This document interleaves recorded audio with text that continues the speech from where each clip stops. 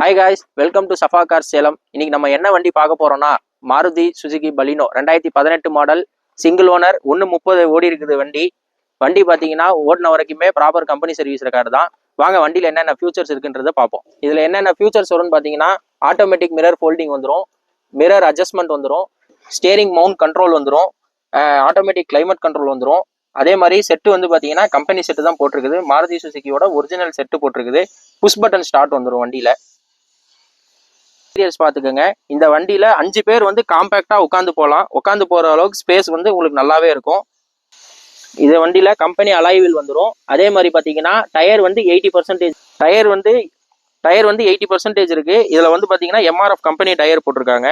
Car பாத்தீங்கன்னா நம்ம Safa கார்ஸ்ல வந்து இந்த வண்டி கோட் பண்ற பிரைஸ் வந்து 5,50,000 மட்டும்தான்.